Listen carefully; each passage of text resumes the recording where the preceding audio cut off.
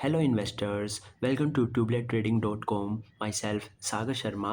और आज हम लोग बात करने वाले हैं JSW सीमेंट IPO के बारे में।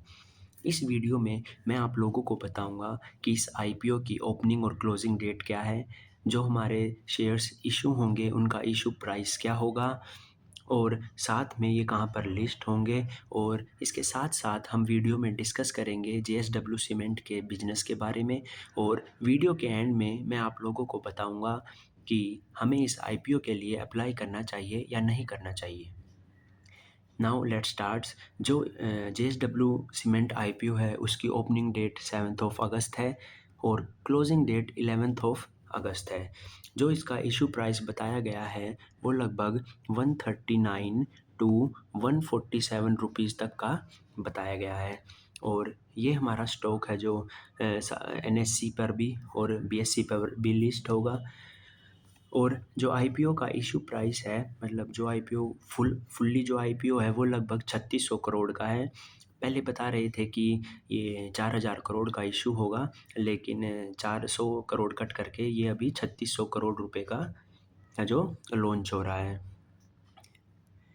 और मतलब जो इसकी जो IPO की जो इम्पोर्टेंट जो डेट्स हैं वो क्या है, मतलब जो अलॉट होगा वो हमें कब होगा, 12 अगस्त को होगा।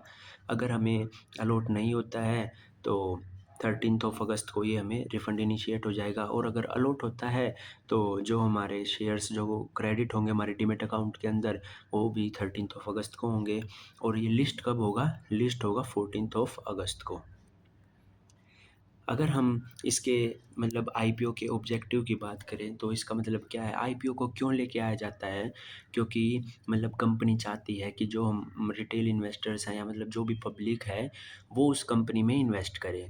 और जो पैसा इन्वेस्ट किया पब्लिक ने उस पैसे को कंपनी अपने एक्सपेंशन के लिए यूज़ कर सके।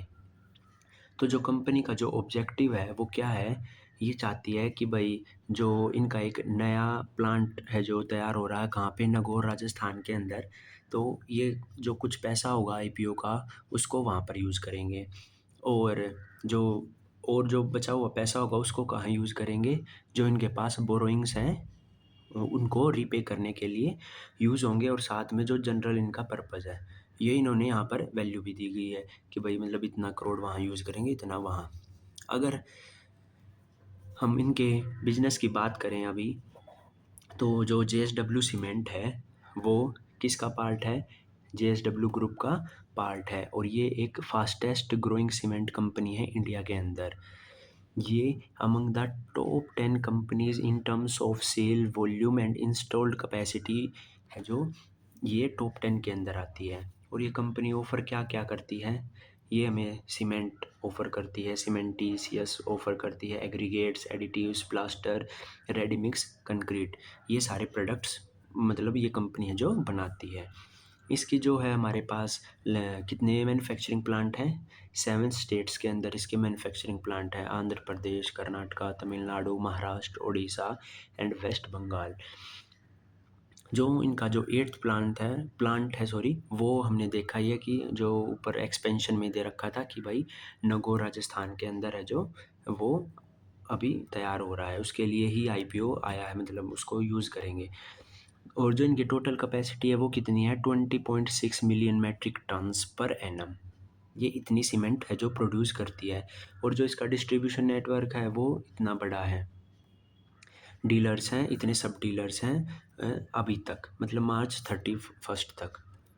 जो इसके IPO की जो स्ट्रेंथ है, मतलब इसका IPO मतलब किस लिए अच्छा है, इसके स्ट्रेंथ IPO के अंदर स्ट्रेंथ किस चीज़ की है। क्योंकि ये इंडिया के अंदर क्या है, लार्जेस्ट मैन्युफैक्चरर है किसका, ground granulated blast furnace slag. ये किस में यूज़ होता है, ये हमारा कंक्रीट के अंदर यूज़ होता है। जो हमारा कंक्रीट होता है उसके अंदर है जो इसका यूज़ किया जाता है।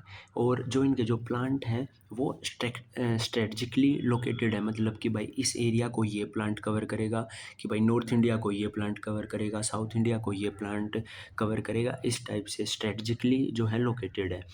Strong sales and distribution network है, ये हमने शुरू में ही पढ़ लिया कि भाई टॉप 10 कंपनीज़ में है। ये मैंने अभी बताया कि जो इसका ये है जो जीजीबीएफ का है, जो ये लार्जेस्ट प्रोड्यूसर है किसके अंदर, इंडिया के अंदर। अगर मैं इसके फाइनेंशियल्स की बात करूं तो हम देख सकते हैं कि भाई हर साल जो इसके एसेट्स हैं ग्राफ के अंदर साफ साफ दिखाई दे रहा है कि वो इंक्रीज़ हो रहे हैं।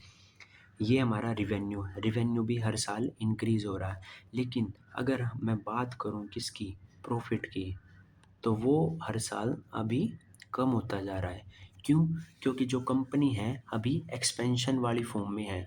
तो जो कि जैसे कि मैंने लास्ट वीडियो में बताया था, जो कि मल्टी बैगर स्टॉक्स होते हैं, वो शुरू में उनका ऑपरेटिंग प्रॉफ़िट है जो कम रहता है, क्योंकि कंपनी एक्सपेंशन की फ़ॉर्म में रहती है। लेकिन कब ये जो हमारा सीमेंट का जो आईपीओ है या जब हमें स्टॉक्स लिस्टेड हो जाएँगे, जब कैसे ये कंपनी एकदम से प्रॉफ़िट में आने लगेगी, हमें पता नहीं चलेगा और ऐसे ही स्टॉक का जो मूवमेंट हो जाएगा।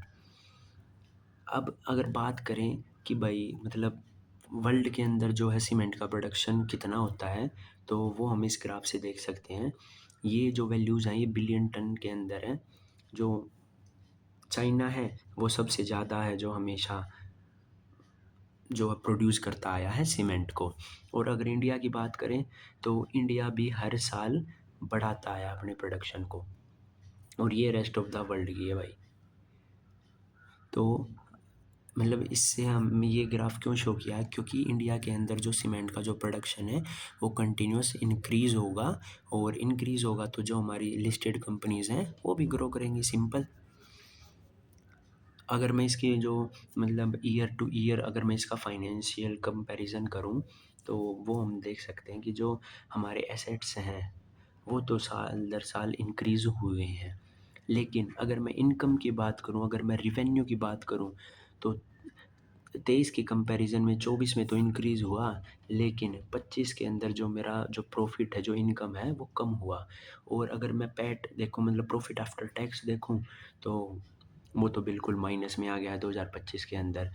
2023 में वो 104 करोड़ था, फिर 62 करोड़ आया, अब माइनस 163 करोड़ हो गया।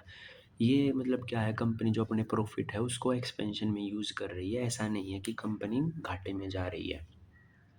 और जो कंपनी के पास जो बोरोइंग है वो भी इंक्रीज़ हो रही है। तो ये भी जो बोरोइंग है ये भी कंपनी एक्सपेंशन के लिए ही यूज़ कर रही है। अब बात आती है कि हमें इस आईपीओ के लिए अप्लाई करना चाहिए या नहीं करना चाहिए। हमें इसके लिए अप्लाई करना चाहिए, क्योंकि जो जेएसडब्ल्यू ग्रुप है वो एक बहुत बड़ा ग्रुप है, जिंदल ग्रुप है। क्योंकि इसके पास हमारे पास जेएसडब्ल्यू के इंफ्रास्ट्रक्चर का भी जो है स्टॉक लिस्टेड है, एनर्जी का भी लिस्टेड है, अभी सीमेंट का भी आ गया है। और लास्ट ईयर जब ओलंपिक हुए थे, सॉरी लास्ट ईयर नहीं, लास्ट जो ओलंपिक हुए थे टोक्यो ओलंपिक्स, उसमें जेएसडब्ल्यू ग्रुप ने ही स्पॉन्सर किया था इंडियन ओलंपिक टीम को। तो मतलब इसकी जो गवर्नमेंट के साथ जो मतलब रिलेशंस हैं वो भी अच्छे हैं। तो जिसका मतलब क्या शो करता है कि आने वाले टाइम में ये कंपनी बहुत ही अच्छा परफॉर्म करेगी।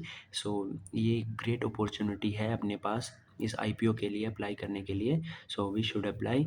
और अगर आप लोगों को मेरी वीडियो अच्छी लगी हो, डिटेल्स अच्छी लगी हो, तो please like it and subscribe it, and अपने दोस्तों के पास शेयर भी करें। और मेरे को कमेंट्स में बताएं कि कोई भी टॉपिक जो आप लोगों को डिस्कस करना हो या उसके बारे में जानना हो, then please comment on the video. And thank you and have a nice day, and let your money work for you always.